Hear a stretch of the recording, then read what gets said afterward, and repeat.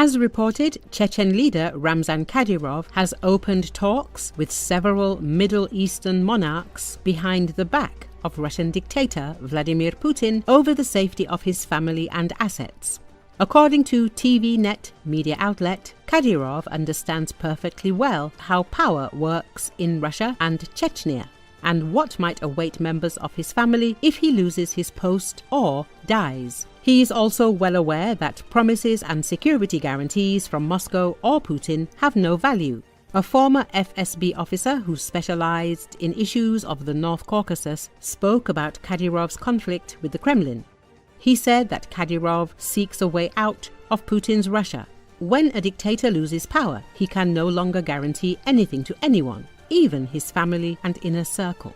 It is not surprising that Kadyrov, realizing where things are heading, is trying to save the remaining money and his family somewhere outside the system that gave him power and money.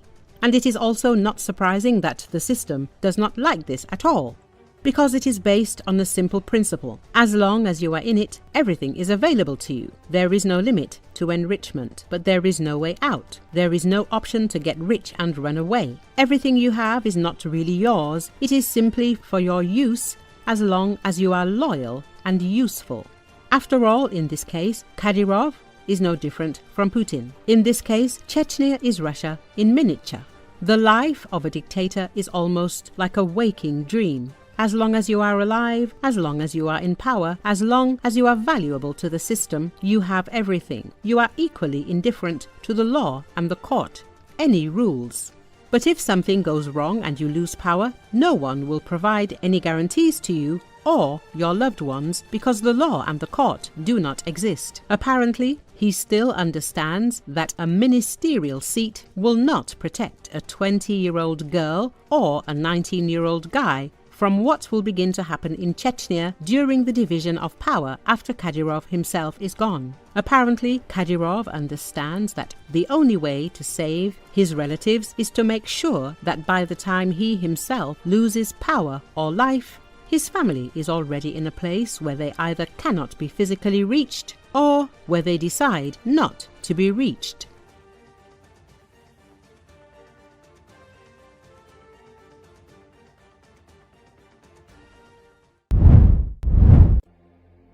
Multiple protests were held in the Indian capital on Friday against the deadly attack in Indian-controlled Kashmir which killed at least 26 people, most of them tourists. According to Associated Press, protesters gathered in New Delhi, where markets were shut in protest against the attack. They waved Indian flags and repeated chants of "Down with Pakistan." India has described the massacre in which gunmen killed 26 people, most of them Indian, near the resort town of Pahalgam in India-controlled Kashmir as a terror attack. It accused Pakistan of backing it. Pakistan denied any connection to the attack. It was claimed by a previously unknown militant group calling itself the Kashmir Resistance.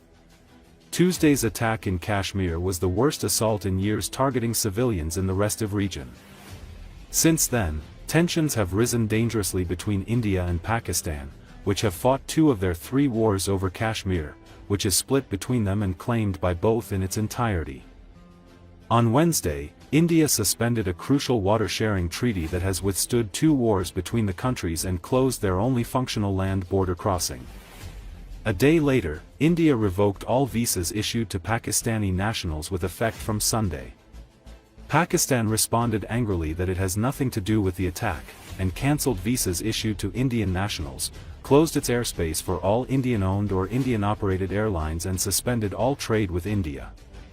Nationals from both sides began heading back to their home countries through the Wagah border near Pakistan's eastern city of Lahore on Friday. Islamabad also warned that any Indian attempt to stop or divert the flow of water would be considered an act of war. The suspension of the water treaty could lead to water shortages at a time when parts of Pakistan are already struggling with drought and declining rainfall.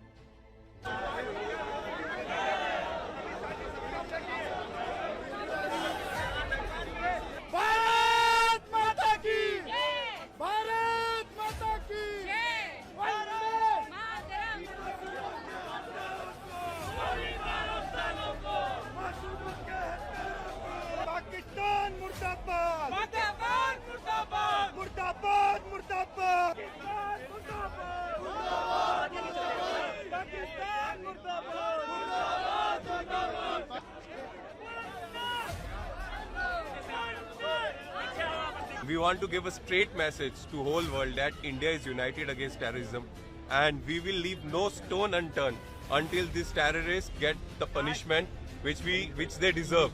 For this, for the unity of the nation, and for a proper retaliation must be given from the Indian Army.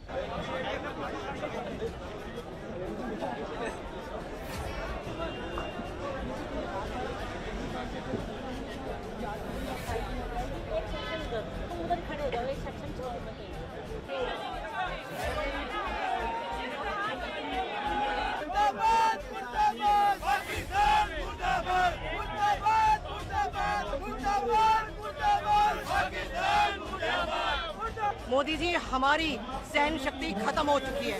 अब हमारी सहन शक्ति बिल्कुल जवाब दे चुकी है। अब हमें हमारे इसका इंतकाम चाहिए, हमें बदला चाहिए।